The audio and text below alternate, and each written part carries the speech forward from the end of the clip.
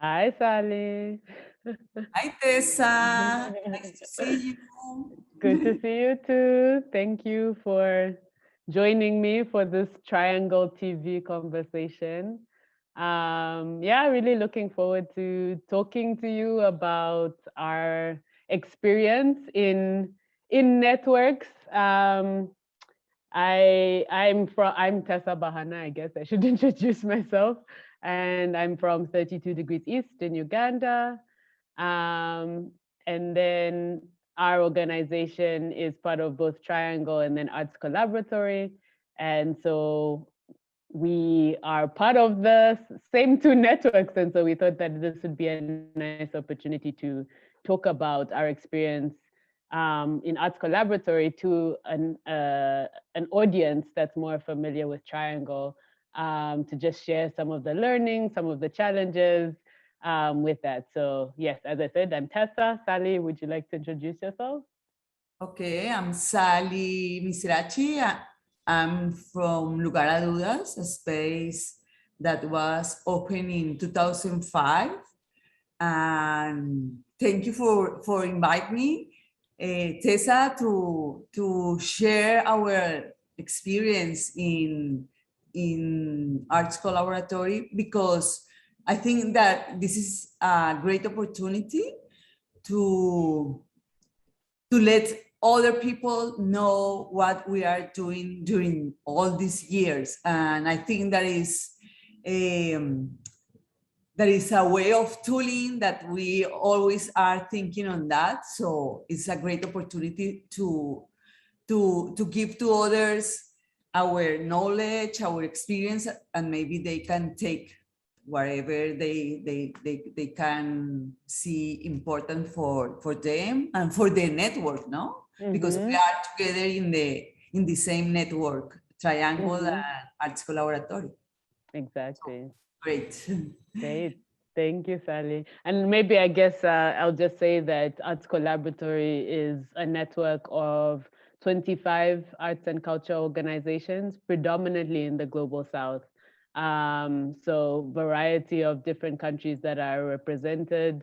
And so I guess there's some similarities with Triangle and then some differences, in that, we are 25 specifically in Arts Collaboratory, whereas Triangle, I think, is 30 to 40 maybe, and doesn't necessarily have that geographical specificity of being in the global south.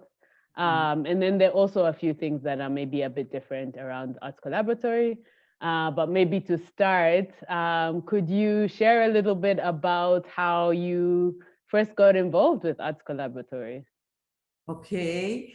This is a long, long story, many years ago, and I think that maybe I'm the oldest from the network.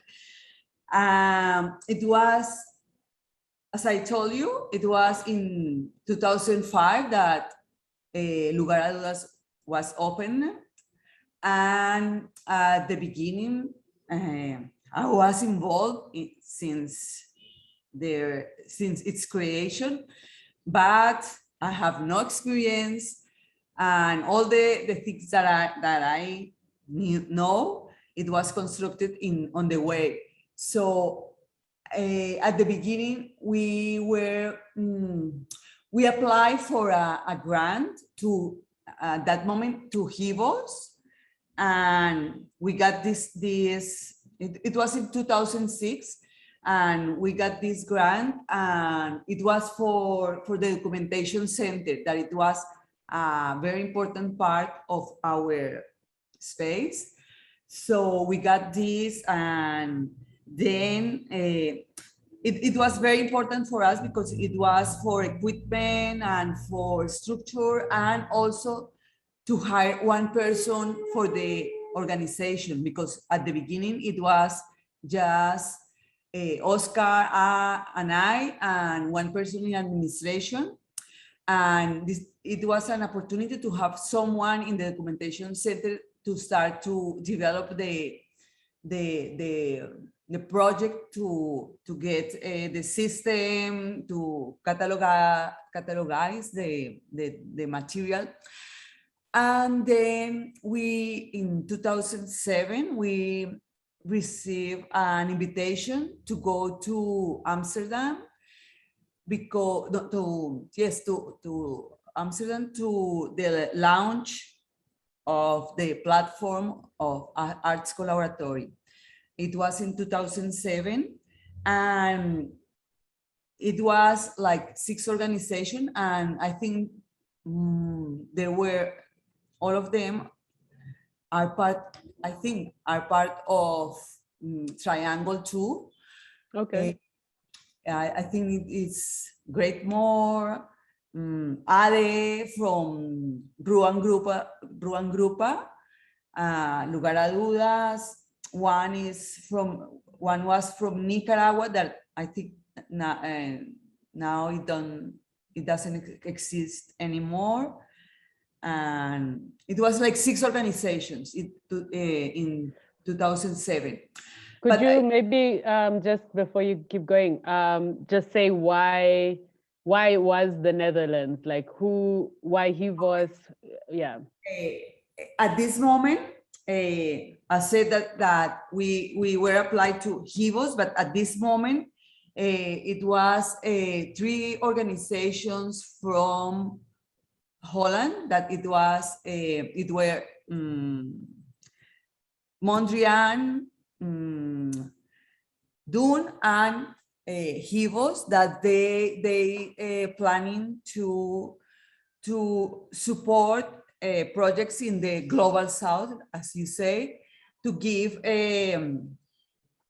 support and financial support and strength to those contexts in we are involved. So they wanted at the beginning this kind of support, but with during the time, how it was changing the idea of this network. It was, as I said, in 2007, but then during maybe 4 years, because in 2011, it was the first assembly that we decided that we want to create like a collectivity. Okay. So I remember that Chantal, that was from Dune, she wrote to some of the organizations, but I have to say that before that at this moment, because it's a long story, many years ago, I think in 2011, we were more organization. After the first one that were just 6, there were some others that apply, and we start to create like a network. Okay. And Arts Collaboratory was a platform to support all these organizations, and at this moment it was 23 organizations, and I was very feel like that the first assembly was were in Colombia, no? So we started to create how to be more than a platform that was support for just for financial resources, and how to create like sustainability, but also to create collectivity. So it was the beginning of that. And then, I don't know if you want, or we can share the story, what happened later in the years. Then I think it was like a consolidation of what we want, when we want of this network, what we want to be this network, because at the beginning we started with small gatherings, institutional residencies, and those assemblies, but What are institutional residencies? what are? What are Yes, institutional it residencies? was like an exchange amongst institutions that are part of the network, that we maybe if there is something that I'm interested in, for example, in your institution, that I want to learn in situ, in the local context, how you involve with your local context, with your community, or something that how you manage some programs or some management of the organization. I can go and do a residency, and someone can come, maybe it's an exchange, and maybe someone from your institution can come for a residency. We have this, like, for example, with Kiosco, that is also part of Triangle. And they were, at that moment, they were interested in the documentation center. And someone from there, from Santa Cruz, from Kiosco, came to Lugar Dudas and see how we manage the documentation center. And then someone from here go for a residency in Kiosco, but it was interesting because he was an artist and a designer. So they also have like a designer company. So he can give some feedback in that field. So it was an exchange of knowledge from institutions. So basically, yeah, sorry, keep going. Go. Well, I guess it sounds like Arts Collaboratory kind of had these different focuses. So the assembly, which is where all organizations, all members meet, which I guess from my experience, it's been once a year. And then the institutional residencies. Then there's the bangas, which we are, I guess it's kind of a mix of the two, in terms of it's almost like an institutional residency and an assembly, in that if, let's say, at 32 Degrees East, we have a particular issue, maybe around, let's say, our library, and wanting to have a program that builds on our library and builds our archive, for example, we might then invite different members of Arts Collaboratory who have had particular experiences and knowledge around, you know, those themes, and they would come for maybe 4 to 5 days, and we spend time really thinking about that. Or there are even things like issues around, like serious issues around management and like leadership and strategic planning and those things, where, you know, there might have been certain difficulties internally, and it's almost like a crisis meeting that you can then call different partners to come and have this outside perspective and help you problem solve some of those issues. What else does Arts Collaboratory do? What am I missing? If you to share with the people from Triangle, if you you said banga, and I think that in Arts Collaboratory we have created like a language in, but I am this is, what do you think? This is because we want to subvert what we all the time we are listening, or in order to break some systems, no? So if you have to define what is banga, what did you how do you define banga for the people? It's like, well, I guess I tried to, like, it's, you know, it's kind of this, it's a meeting of, you know, 3 to 4 different AC members or partners joining to work together intensively over a set number of days. And it's, based on invitation from a particular AC partner. But it varies really. So it can be around crisis, or it can be around research, it can be around programs. But yeah, that's a really great point about language, that I think, there's almost a dictionary that's needed sometimes for Arts Collaboratory. There's so many different terms that we have, but part of that is it also creates, community in certain ways when you have a shared language. But it brings into question, there are two different things I think that makes me think about. One is, this notion of exclusivity, that sometimes when you are using terms that people maybe aren't as familiar with, does that then make it feel like, oh, this is maybe a clique, like I don't really know exactly what's happening. If you have any thoughts on that.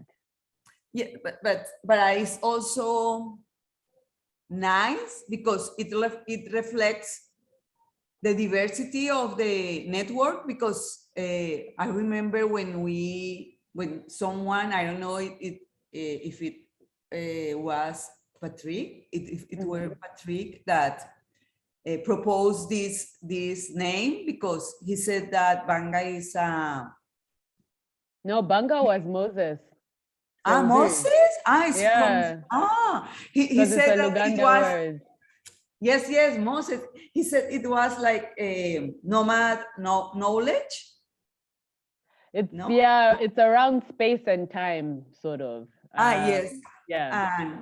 And I think that it reflects what is the diversity from different countries and words, because sometimes we also talk about Minga, that it means like a meeting, is an indigenous word from this region, from Andean region, and it means how people gather together. And I think that it reflects also what is our network, AC Arts Collaboratory, because sometimes when I think about Arts Collaboratory, I think about the word togetherness, because it is something that we all the time are together, no? Yeah. In the assemblies, but in the assemblies is presential, but now with the pandemic situation, we couldn't do that, but still we continue be together, no? This is something important for be connected all the time. Yeah. There are two other words I think that are particular to Arts Collaboratory, or how we've maybe reinterpreted those words, that I think also are connected to something else that's pretty special about the network that maybe we can talk about. One is Lifeline and how that connects to the paradigm shift. And then the second one is YALA Yellow, and how that connects to this notion of decentralization and how we self-organize. And all of those things that I've mentioned are also related to sort of the centering principle of Arts Collaboratory, which is that we have these ethical principles that are things that we aspire to. It's not necessarily things that we are sticking to all the time and are perfect with. But 25 different organizations, different languages, different time zones. It's almost a way of really saying, within our diversity, what are these things that we have in common? So there are a number of different principles that we kind of agreed that we were drawn to. And one of them is the paradigm shift, and the Lifeline is an example of that. So maybe, Sally, do you want to share about the Lifeline, and then I can share about the decenter? And I think that Lifeline is something that is connected with all the story of Arts Collaboratory.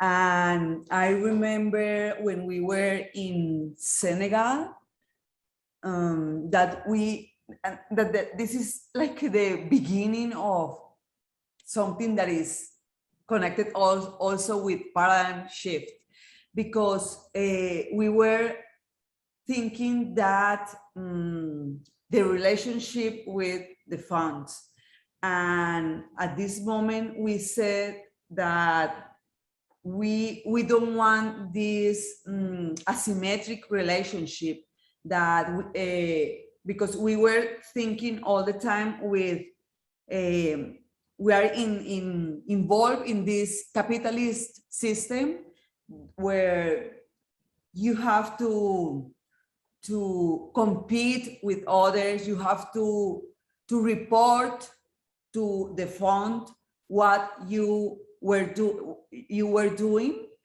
and sometimes you have to, I think that you have to focus on numbers, on something that you are successful, but it's something that you can show that you are weak or you failure in something.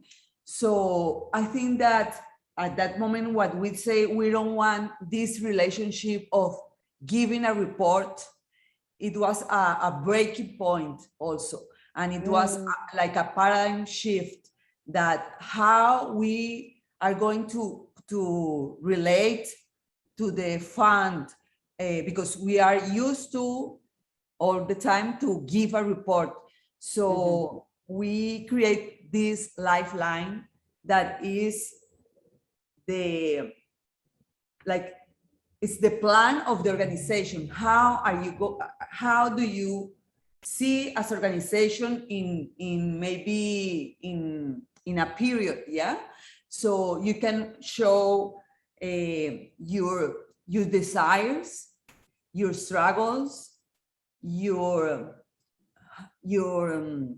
programs, and your resources too. And one of the that you were also talking, I think that all is connected. So I'm going to talk about another principle, that is the trust. Trust is very important for this, because when you ask for a report, it's because you don't trust, and you have to show numbers that is not the quality of what are you developing in your programs. So showing so giving a story, let me tell like story or narration of your organization in terms of desires, struggles, failures, and resources, and how you are involved in your local context, is to share with others and to give to the fund a knowledge that you have from your local context. So this lifeline reveals all the situation of the organization in your context, no? I think it's something that can first, for the organization, is like a planning, and then we have to talk about what is also resources, no? Because it's very important for Arts Collaboratory that we are created. What is a resource? What you said at the beginning when you were introducing that that this fund support the global south, or we are from the global south, and always the global south is seen like lack of resources. Yeah, we were talking about this. And if you think what is resources is not, we are not lack of resources. We are with many resources because we have experience, we know the context, we know how to be involved with our communities because we are the one that we are in contact with them. So we it's something that we were talking in Arts Collaboratory, that is the imagination. We have imagination, we have this as a resource. So there is no lack of resources. Mm-hmm. I don't know if you want to say something about the Lifeline or. Well, I mean, I think that just in some ways it can sound like an easy thing to do and an obvious thing to do, in that anyone who's working in spaces where you are dependent on donor funding and have to write reports, you know, for most people, they don't enjoy writing reports, and that's not something that, you know, comes naturally maybe, or certain reports have to fit a particular format. So I'm sure a lot of people would be like, yeah, great, you know, happy to not do reports. So I think but, you know, the funder still wants that. So I think there is, though, something really quite different and quite radical. We talk about radical imagination sometimes, but there is something quite radical about saying to a funder, and a funder saying, yeah, okay, let's go. Like, yeah, tell me a story instead.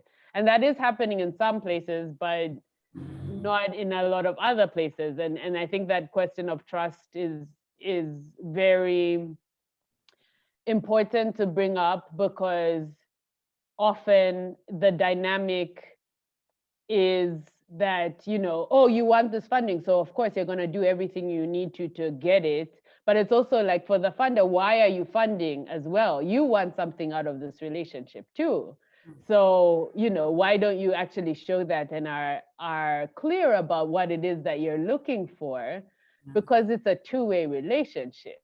You want, you know, you with this report are saying you don't trust us and this is a way for you to trust us, but how do we trust you? And often that is a question or conversation that rarely happens. And when we talk about the paradigm shift, that's what it is, you know. Yeah. Often there is this paradigm, there is this relationship and way of working that has been determined and set, and a thing we don't often question, even though we've been very, you know, dissatisfied with it.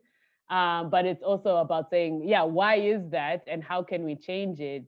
And to have a partner, a funding partner that is open to that is rare, if we're honest, right? It's not something that you find very often.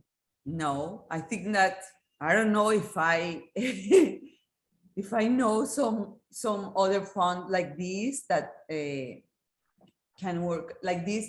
And I remember when I shared this kind of relationship many years ago with some colleagues of some people from here, that we are creating this, that we have this relationship with the fund. And I don't know, no, I didn't say that we have this, we are going to have this. And they say, you know, I think it's not possible. They say maybe, but it's not going to be possible. And now I'm so proud to tell them, yes, it was possible. Because yeah, I think that when you think that what can you learn from Arts Collaboratory is that you can change things, no? That to be together with this diversity of thinking, of there are similarities because all of us work in a precariousness, but there are also many different things that we can learn from each other. And subvert these models, it gives you it give you something that you can say, okay, we can maybe try in our context how to to change things, no? And I think that this is something that is very powerful from the network. Totally. I think it's huge. I think, so many times, unless you see something happening, it's very easy to believe that it can't happen. And when you are in a network with such diversity, you are exposed constantly to examples of things happening, right? Or like, things that you didn't imagine that were possible actually being possible. And not just in action, but also in different ideas as well. I think there are a lot of things that, people will raise or suggest that you never would have ever thought about. And actually like, oh, I don't know about that. But because you're kind of in this relationship, this network that is really, I think, centered around a lot of relationship, you are more open to even ideas that might seem radical to you. And things that might not work as well, right? Like I think there's something about the fact that it's Arts Collaboratory, in that it is about this experimenting together, and experiencing failure together, and knowing that that's all a part of the process. And then not a lot of networks or communities or frameworks for that. Yeah. I was trying to find out how much more time we have. I was like looking through. I think it's meant to be 30 minutes or 30 to 45 minutes. So maybe if we want to answer one or two more questions, or there are particular things you wanted to touch on. Maybe there is something that that you can find in a fund or in all organizations, that there are some powers, no? That there are some system of power. And I think that one of our principle is horizontality, but sometimes you I like the moment when I heard from, I think it was from Theoretica, that they say that there is a wave, there is no a plain horizontality, but it's something like a wave. And I like this. And how do you see this in the network? Because we are 25 organizations and we are so many people when we are working together.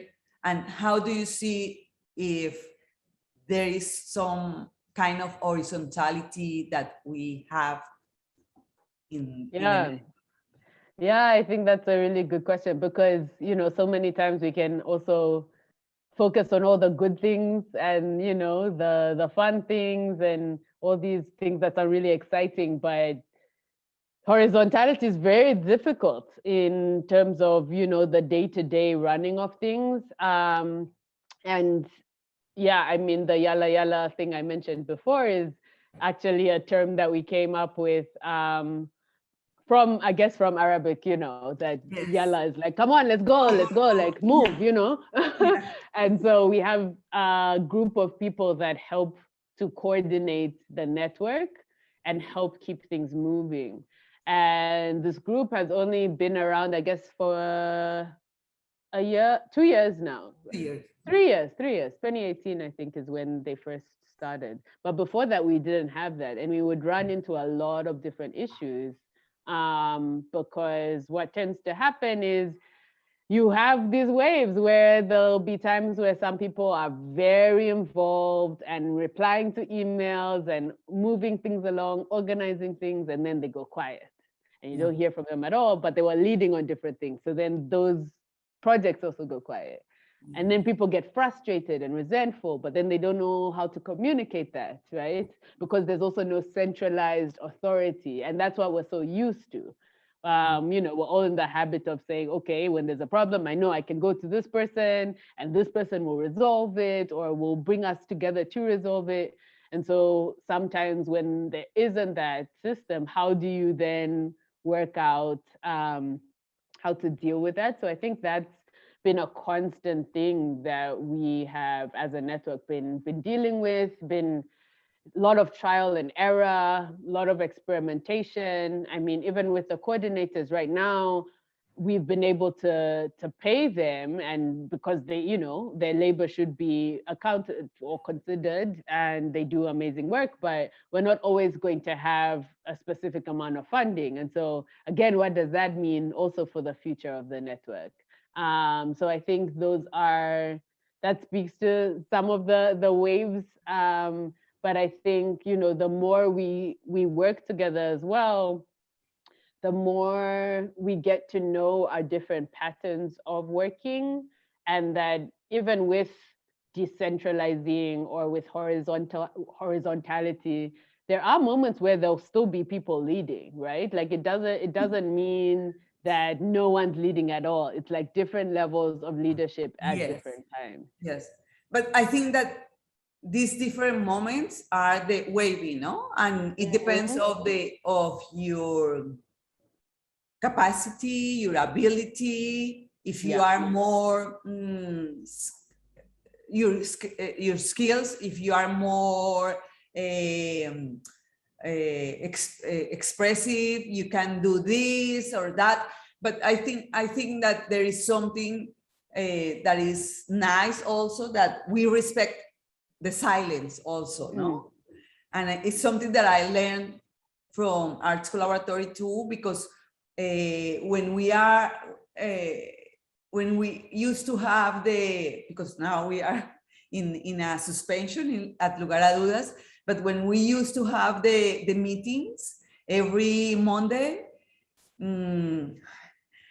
most of us were women, but the men, they're all the time, they're quiet. And I said, why they are not express what they are thinking, what they are, they want to say. And then I learned, okay, they want to just to listen, and we have to respect this silence because it's not the moment that maybe they have to talk. But there are so many things that you are nurture from each other, no? From your organization, and you give to Arts Collaboratory, and Arts Collaboratory give you. And I think that sometimes we think Arts Collaboratory like something, but Arts Collaboratory is us. So we are the one that create all of these principles, all of these concepts. So I want to know if you want to share, or to tell a brief story of your experience in AC. What it was, a brief story. Yeah, I don't know how brief it can be, because now it's been or 5 years. funny moment, or an experience. There've been so many. I mean, I think one of the things that came to mind was in the times where, things weren't flowing so well. It was my first assembly, actually, and it was in Kyrgyzstan in 2016. And I remember we would work so much. Like, we would have dinner, and then after dinner, keep working until like 10 p.m. And then there was a moment, I think, on one of and these are 10-day long things as well. Like, assembly is 10 days long. So exhausting, as you can imagine. And there was this one of the last few days where I remember people went and kept working until like 5 in the morning, because they were trying to problem solve how it is that we would self-organize. And like they then came back with a solution, and like some people weren't happy with it. And I remember someone like even they were so frustrated that they were like even tearing up. I just really Yes. remember thinking, wow, people are very passionate about about all of this. Like, wow. You name the word passion, Mm. and sometimes we are thinking about that to be in a network is something that is maybe another workload of your work in your organization, and it replicates again what we are always discussing about the capitalism that all the time is exploiting us, that we have to produce and everything. But I think that maybe you touch something that is passion, and maybe something like we have all of us, because I don't know, today always that we are connected for one meeting, or we are in the working groups, is something because I want to be, and this is something that I feel. So I think that it's not, I don't know if we want to be explode all of this work, but there is something that is driving you inside of you. I don't know.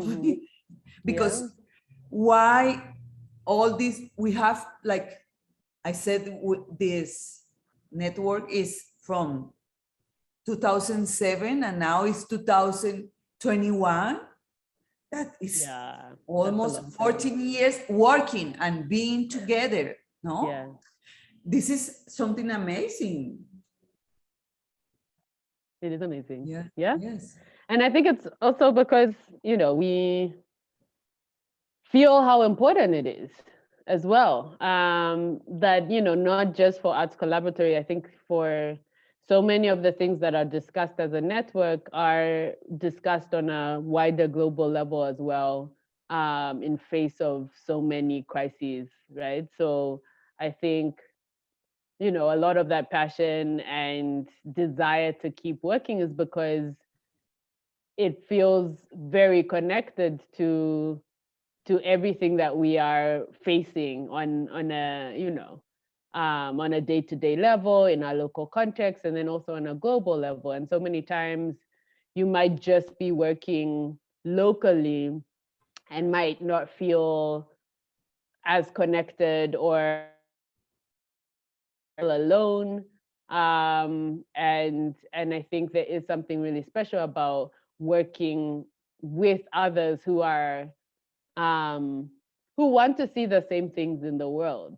And so I think that's really at the core of it. And I think so important for anything. So not just with this, but really that's the future, right? Like really about working collaboratively across networks to confront the issues of our times, because we can't do these, on an individual level. Like the scale of the problems are so big that we have to work in this big way too. So I think that's also where some of that excitement and urgency and passion comes from. Yeah. So what else we can share? I think that's our time. I really hope the recording worked for the previous one. I'll be so sad if it didn't. I hope so. Oh my gosh. I really hope it does. Okay. But this was great, Sally. Thank you so much. Thank you, Teesa. See you soon. Yes, see you in another let's working continue. group somewhere. Okay. Okay, bye. And thank you to Triangle for the opportunity. Okay, yes. We want to share, and this is a great opportunity. Yeah. Thank you. Thank you. Okay, bye.